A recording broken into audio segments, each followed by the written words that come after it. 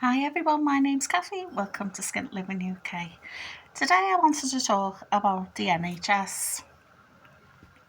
Yeah, I don't know. I'll take my glasses off because of the glare. I had a doctor's appointment today.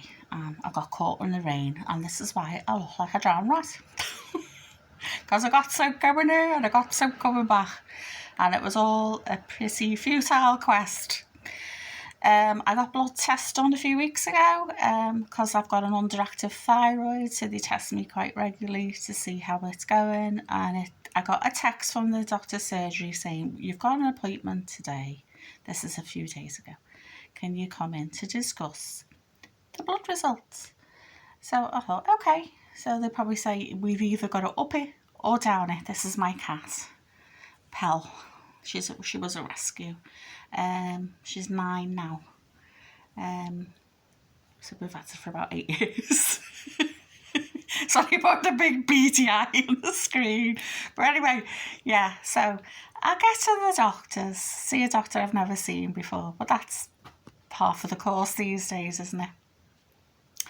And I sat down and I said, "Oh, I got a text to say come today to discuss me blood tests." And she said, "Oh, yeah.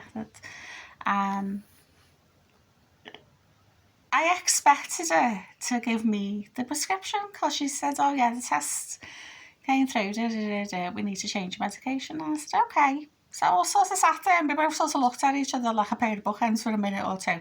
And I said, "Are you going to give me the prescription?" She said, "Oh, no, I'm not here to give you the prescription. The doctor's been trying to get hold of you on the phone and you couldn't get through." And I said, "Well, if it's an unknown number on my phone, I block it because I'm not answering the phone to random people. Because there's often people trying to sell you something or people you don't want to talk to be honest."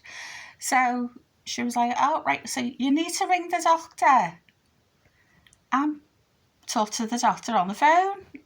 And I'm like, "Why do I need to do that? I'm talking to you. You're a doctor. Can't you sort it?" And she was like, "Oh, no, you need to ring the doctor." So I said, "Well, why didn't they just email me that or text me that rather than making me come in?" She goes, "Oh, no, I wanted to discuss it with you." I said, "Well, I'll be discussing it with the doctor on the phone, won't I? So why do I need to discuss it with you?" And she says, "Oh, no, your appointment is..." And I said, "Yeah, it said on the text that I was coming in to discuss it." I said, "So are you going to give me the prescription or not?" She goes, No, you need to book an appointment." And I said, "Oh, well, how do I do that?" She goes, "Oh, ring at 8 o'clock. I knew all that palaver where you're on the phone for 45 minutes, an hour, and then they tell you there's no appointments left." She wants me to do all that, even though we were face to face already in the doctor's surgery. And then you're like, "Are you for real? I didn't say that." But I think she saw it on my face.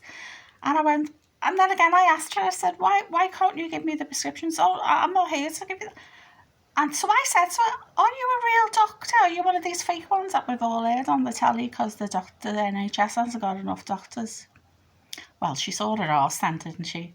"I'm a real doctor."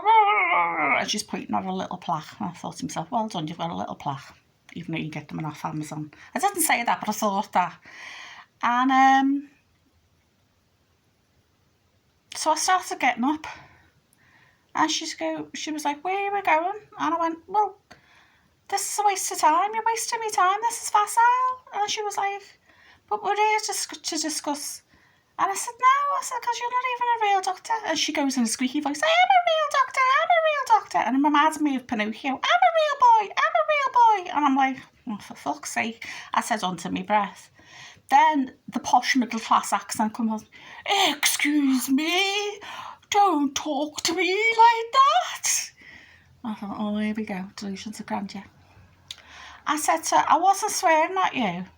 I was swearing under my breath about you because this has been a waste of time."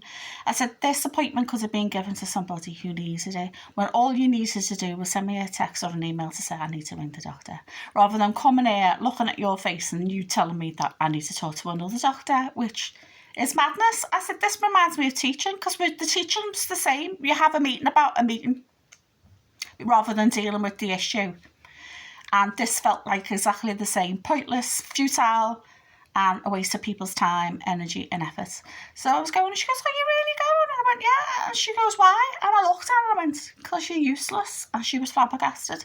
But she was useless. She couldn't give me the medication. She told me to ring another doctor. And she was just sitting there like a spare part. Furniture with eyes, as they say.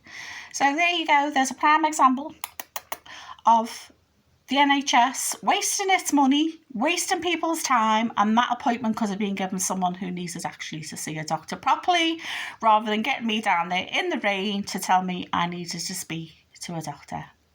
So I don't know if she was real doctor or not. She could have been anything. So let me know if you've had the same sort of thing happen to you, because to me that was just like a pure gaslighting experience. It was just like, what on earth was that about? No clue.